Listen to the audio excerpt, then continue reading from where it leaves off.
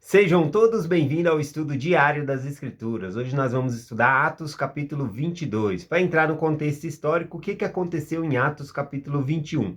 O apóstolo Paulo ele chega em Jerusalém, ele está sendo acusado agora de não guardar a lei de Moisés e de incentivar outros a quebrar a lei de Moisés. Então, Tiago ele diz para Paulo raspar a cabeça para mostrar a devoção dele e que ele não está mandando as pessoas não guardar a lei de Moisés. Então, o que é essa história, né, de raspar a cabeça? Era um voto que a pessoa fazia e no final desse voto ele raspava a cabeça e entregava ali, né, o cabelo no templo para ser queimado e também com uma oferta, tá bom? Então, era o voto de Nazireu, aliás. O Nazireu conhecido nas escrituras no Velho Testamento é Sansão, só que o voto de Sansão era perpétuo, né? Ele não cortaria o cabelo. Agora, outros Nazireu ele era uma pessoa bem devota, né? Ele era uma pessoa bem firme nas leis, né? Então mostrava muito que eles estavam guardando os mandamentos com mais exatidão do que outras pessoas, tá bom? Então, Tiago sugeriu que ele fizesse esse voto e depois raspasse a cabeça e entregasse o cabelo lá no templo junto com a oferta, para mostrar aos judeus que ele era uma pessoa temente a Deus que guardava a lei. Porém, isso não adiantou, né? Não serviu ali porque quando ele foi até o templo fazer esse voto ali, entregar o cabelo, agarraram, né? Agarraram ele ali e começaram a bater em Paulo. Houve um tumulto muito grande. Tinha uma torre chamada Torre de Antônia, tá bom? Que os guardas, né, romanos ficavam. E quando eles viram aquele tumulto, ele mandou duas guarnições, né, de soldados ali para pegar, né, tirar aquele tumulto ali. Aí eles foram, cerca de 100, 200 soldados, tiraram Paulo ali do meio deles e aí levaram Paulo preso. Quando estavam levando ele preso, aí Paulo falou com eles, me permitido falar contigo, né? Ele pede permissão, só que aí ele fala na língua grega, e isso assusta, né, o soldado ali, falando, nossa, você sabe falar grego, né? E ele pede permissão para falar ao povo. E aí é permitido ele fazer a defesa, falar ao povo, né? Os mesmos que estavam espancando ele, rasgando a roupa ali. Então ele vai falar esses aqui no capítulo 22. Então vamos começar aqui o versículo 1 e 2. Ele diz: Homens e irmãos, pais, ouvi agora a minha defesa perante vós. E quando ouviram falar em língua hebraica, maior silêncio guardaram. Quando o povo ouviu ele falar em hebraico, ficaram em silêncio, né? Prestaram mais atenção ainda. Por quê? Veja que Paulo ele era bem culto, né? Ele havia falado em grego e agora ele estava falando, surpreendeu, né? O guarda quando o chefe, né? Dos romanos foi surpreendido quando ouviu ele falar em grego, e agora os próprios líderes religiosos se surpreenderam quando Paulo começou a se defender, a falar, só que em hebraico. Nem todo judeu falava em hebraico, eles falavam o aramaico. Quem falava hebraico eram os líderes religiosos, porque as escrituras eram escritas em hebraico. Então eles tinham que ler hebraico e sabiam falar o hebraico. Então quando eles viram que Paulo, ouviram, né, que Paulo estava falando em hebraico, guardaram silêncio ali para ouvir, né, atentamente o que ele ia dizer. E ele continua dizendo: Quanto a mim, sou um judeu nascido em Tarso de Cilícia, nessa cidade criada aos pés de Gamaliel, instruído conforme a verdade da lei de vossos pais, zeloso para com Deus, com todos vós, como todos vós sois. Veja como Paulo ele era bem inteligente aqui, né? Ele fala que ele era judeu, nascido em Tarso, e que foi criado aos pés de Gamaliel. Quando uma pessoa é criada aos pés do outro, significa que se tornou discípulo. Gamaliel foi o seu professor. Gamaliel, ele é mencionado duas vezes aqui nas escrituras como um homem temente a Deus, um excelente professor ali. Então ele tinha essa vocação. Então também Paulo ele fala aqui que ele era fariseu, né? Ou seja, o fariseu era aqueles mais ríspidos com a lei, né? Eles guardavam à risca ali a lei, né?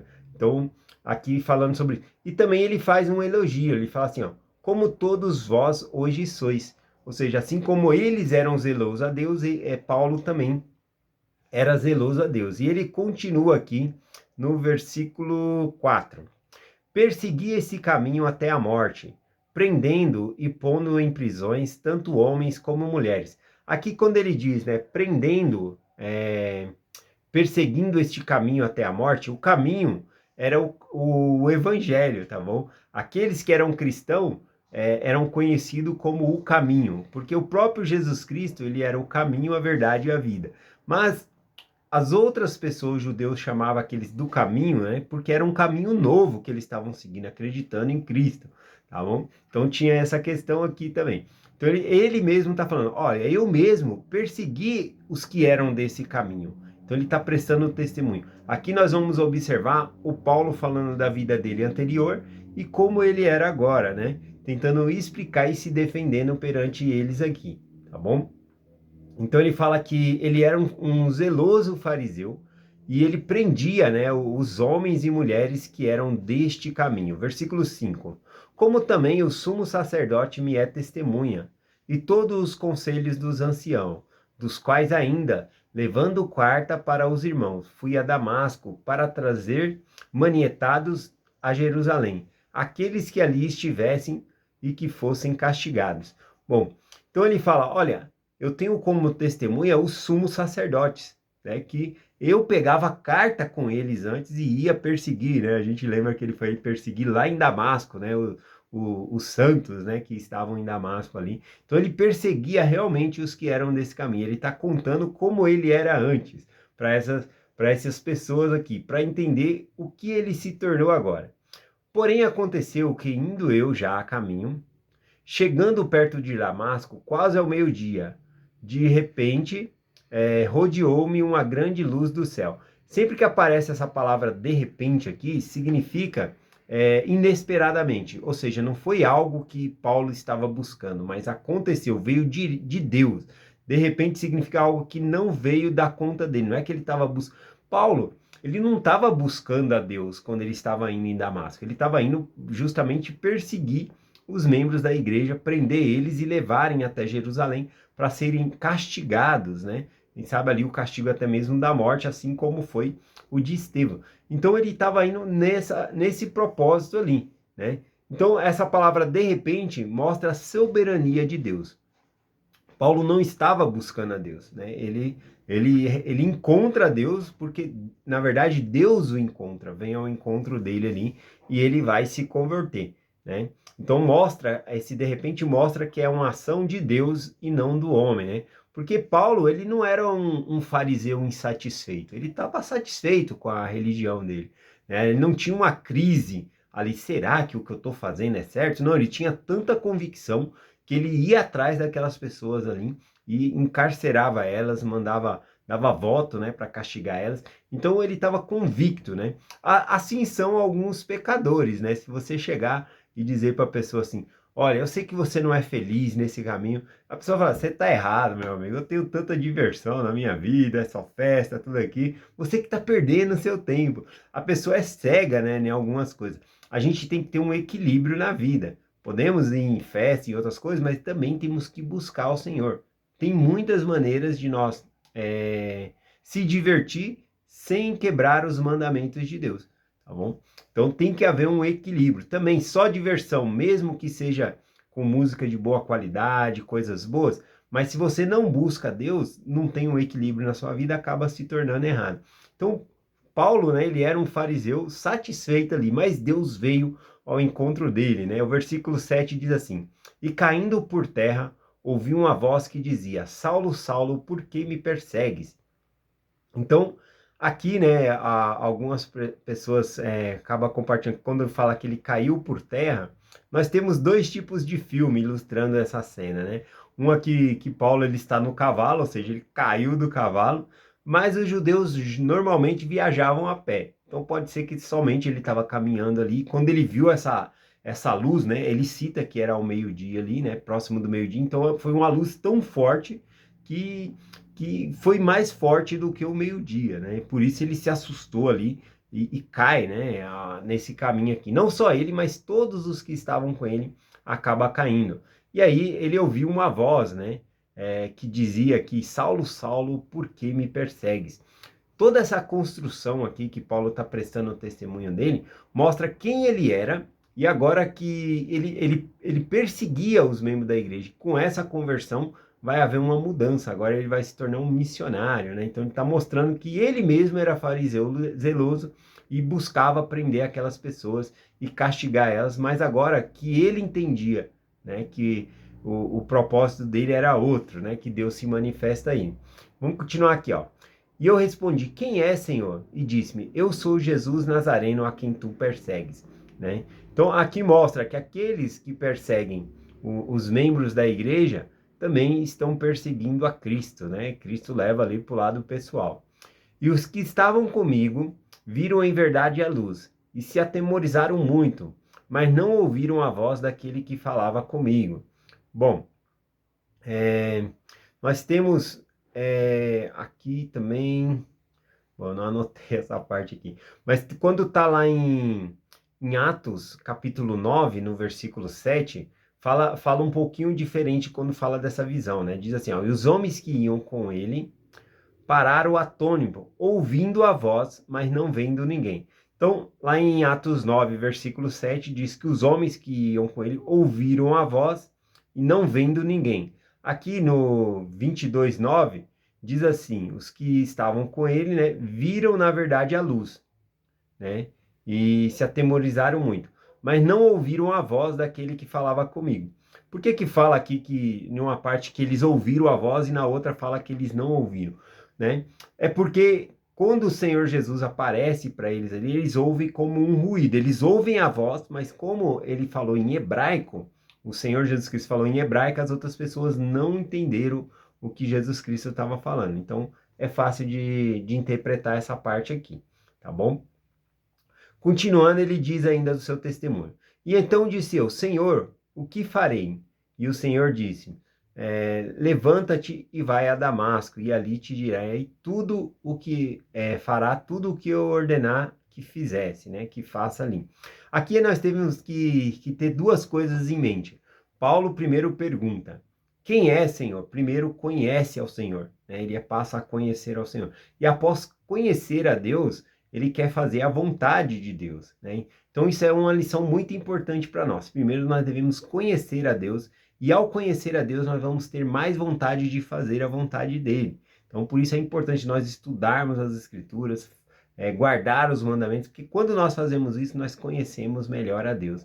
E aí mais vontade a gente vai ter de guardar os seus mandamentos, tá bom? Por isso que é tão importante estudar sobre a expiação de Jesus Cristo. Quanto mais você estuda sobre a expiação, mais grato você se sente e melhor fica o seu serviço no Senhor, né? Em gratidão pelo que ele já fez por nós. Continuando, ele continua aqui. E como eu não via, por causa do resplendor daquela luz, fui levado pela mão para do que estavam comigo e cheguei a Damasco. Ele estava indo a Damasco para prender as pessoas ali. Agora ele estava entrando em Damasco cego, né? Aliás, Paulo já era cego na questão do entendimento, porque ele tinha a visão boa, mas ele era cego para as coisas de Deus. E nesse momento aqui ele fica cego visualmente, mas ele enxerga espiritualmente. Agora ele sabe quem é o Senhor dele, que é Jesus Cristo, e que ele deveria se submeter a tudo que o Senhor pedisse. Então inverteu o papel ali, até que em Damasco ali ele vai voltar a ver também, né? Continuando aqui ele diz, ó, e um certo Ananias, homem piedoso conforme a lei, tinha por testemunho todos os judeus que ali moravam. Veio ter comigo e apresentou-se e disse, Saulo, irmão, recobra a vista. E aquela mesma hora o vi, né? Deve ter sido um impacto bem grande para Paulo, quando Ananias, a quem ele estava indo ali para prender, Ananias era uma das pessoas ali que se Paulo tivesse pegado, ele iria prender e levar, né, para Jerusalém. Ouvi da boca de Ananias dizer, Saulo, irmão, né, tendo ali essa comunhão com ele, eu achei bem interessante aqui. E disse, o que Ananias disse aqui para ele? O Deus de nossos pais de antemão ordenou que conheças a sua vontade e veja aquele justo e ouça a sua voz da sua boca. E aí o versículo 15 diz, porque ele hás de ser testemunha para que todos os homens que têm visto e ouvido. Agora, por que te detens? Levanta-te e sê batizado, e lava os teus pecados, invocando o nome do Senhor. Então, aqui foi o convite batismal, né, para Paulo, e imediatamente ele se levanta, vai e é batizado ali, né? Agora, aqui no versículo 37, o versículo 17 em diante, a gente observa uma coisa aqui, que a pregação que Paulo está dando ali para os judeus, né, falando sobre a conversão deles, ou o judeu se convertiu ou ia ser contra ele, né, porque não tinha como ficar neutro nas coisas que Paulo estava falando. Observe que ele faz um contraste de que ele perseguia essas pessoas, mas que agora foi ordenado a ele que pregasse o evangelho, né, às pessoas. Versículo 17. E aconteceu que retornando eu para Jerusalém, e orando eu no templo, fui arrebatado para fora de mim. Ou seja, ele teve uma experiência. é, a palavra aqui no grego é êxtase, né? A palavra êxtase significa exterior, fora do corpo. Ele foi arrebatado no Senhor aqui, tá bom? E Paulo, ele conta isso, né, que ele estava no templo orando, para mostrar que tudo isso, que foi na casa do Senhor, que ele teve essa visão, que ele foi arrebatado, para mostrar que tudo isso foi uma visão de Deus, que Deus ordenou ele a pregar aos gentios, né? Continua aqui, ó. E vi que dizia, apressa-te e sai logo de Jerusalém, porque não receberão o seu testemunho acerca de mim, né? Então, aqui não fica tão evidente, né? Mas aqui é o próprio Jesus Cristo que apareceu para ele no templo, né? Aliás, é somente aqui em Atos capítulo 22 que menciona, não tem em outro lugar mencionando que Jesus apareceu para Paulo no templo, né? Nessa visão aqui. Então a gente tem um relato exclusivo aqui, tá bom? E aqui é a voz, né, do Senhor falou que ele deveria prestar testemunho fora de Jerusalém. E o versículo 19. E eu disse, Senhor, eles bem sabem que eu lançava na prisão e açoitavas na sinagoga os que criam em ti. Né? Então ele está falando aqui do que ele fazia antes e como ele está se comportando agora, justamente para os judeus ali, né? Mas isso se torna a gota d'água ali para os judeus, né? Continua aqui, ó. E quando o seu sangue, e quando o sangue de Estevão, tua testemunha, se derramava, eu também estava presente e consentia na sua morte, e guardava as vestes dos que o matavam, mostrando que ele mesmo, né, fazia essas maldades com os que criam aí. Mas o Senhor disse, vai, porque hei de enviar-te aos gentios de longe. Aqui é a gota d'água, né, para os judeus, porque não podia pregar o evangelho aos gentios, isso era algo extremamente novo ali, né? Se um gentil quisesse entrar para o judaísmo, podia, mas eles não pregavam o evangelho para trazer os gentios para o judaísmo, né? Bom, mas na igreja de Cristo era diferente. Então, isso foi a gota d'água para eles, né? A gente observa aqui no versículo 21. Versículo 22 aqui. O versículo 22 diz assim: E ouvindo-no a essa palavra, levantaram a voz dizendo, tirai tal homem da terra, porque não convém que viva, né? Ele falou, ó, não convém que você esteja vivo aqui, né? Que você morra. Então, isso foi a gota d'água, quando fala que ele foi ordenado por Deus para pregar aos gentios, né? Então, quando eles ouviram isso, foi a gota d'água ali para eles. Eles não queriam de jeito nenhum isso. Versículo 24 em diante. E clamando eles, lançaram sobre si as vestes e jogaram o pó para o ar. E o tribuno, mandando que o levasse para a fortaleza, dizendo que o interrogasse com açoites, para saber por que causa assim clamavam contra ele. Então a gente viu aqui que os judeus ficaram enlouquecidos, né? Jogando pó pro alto, sacudindo as vestes ali, tudo para pegar Paulo e continuar aquele lixamento, mas os soldados levaram ele preso ali e iriam açoitá-los ele ali, né? Ia dar chicoteadas nele. Porém, olha o que acontece. Quando estavam atando com correias, ou seja, esticaram, né, os braços dele de uma maneira assim que ele iria levar as chicotadas, né, despindo as costas dele ali. Disse Paulo ao centurião que ali estava: é-vos lícito açoitar um homem romano sem ser condenado? Então ele chama a lei ali, dizendo: olha, não pode açoitar um romano se não foi condenado, né? Então, esse soldado, ele corre lá e fala para os homens lá que ele era romano. Ó. Ele diz aqui, ó, ouvindo isso, o centurião foi e anunciou ao tribuno, dizendo: olha os que vai fazer, porque este homem é romano, né? Então eles temem por causa disso e vão falar com Paulo lá. E vindo o tribuno, disse-lhes: és tu romano? E ele disse: sim. E o tribuno disse, né?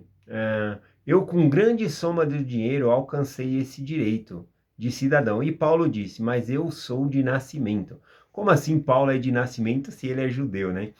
Provavelmente os pais de Paulo ou os avós de Paulo haviam comprado essa cidadania. Era muito caro comprar a cidadania romana. A gente observa aqui que os romanos tinham certo privilégio. Os romanos não podiam ser crucificados, os romanos não podiam ser presos, acorrentados no meio do povo. Eles podiam ser levados, mas não acorrentados no meio do povo, ou ser chicoteado no meio do povo. Não poderia ser chicoteado, como Paulo menciona aqui, sem antes ser condenado.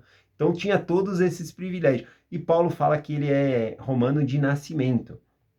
Ou seja, ou os pais dele já tinham comprado essa cidadania, porque ele é judeu, né? E aí, ou os avós dele tinham comprado. Então, quando os pais compram, os filhos que eles têm já nascem nessa cidadania, tá bom? Aqui, aparentemente, eles não levavam nenhum documento para comprovar isso, mas Paulo, como residia e morava em Jerusalém, ele tinha parentes ali que poderia comprovar que ele era romano. Então, os guarda, né, e o tribuno não o açoitam nessa maneira aqui. Versículo 29, para finalizar, diz assim: de sorte que logo dele se apartaram os que haviam de interrogar.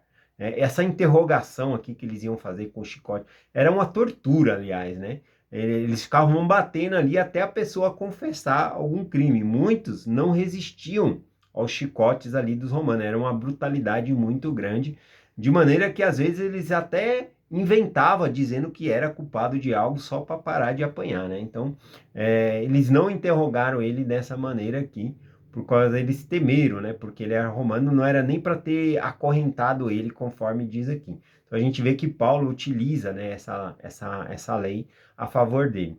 Então a gente vê aqui que os romanos têm vários privilégios, e eu queria compartilhar com vocês, né? Ao observar esses privilégios, né, que o romano tinha aqui, eu queria compartilhar com vocês. O que eu sou? Sou um cidadão romano? Não, eu sou filho de Deus. Qual é o privilégio que você tem ao se tornar filho de Deus? É de poder herdar o reino celestial, de poder morar com Deus na eternidade. É isso que significa ser um filho de Deus. E é essa cidadania que nós devemos adquirir. Como que nós compramos essa cidadania? Não é com dinheiro, né? Como os romanos compravam ali, como um judeu queria comprar, comprava ali dos romanos. Mas isso se compra tomando sobre si o nome de Cristo, né? É por meio do batismo, tomando o nome de Cristo sobre si, nós nos tornamos filhas e filhas de Deus, tá bom? Então é isso. Todos nós somos filhos de Deus, mas é necessário nascer de Deus. Então, não é só o batismo, mas se tornar uma nova pessoa para se tornar filho de Deus. É essa a mensagem que eu compartilho com vocês. Em nome de Jesus Cristo. Amém. Até amanhã.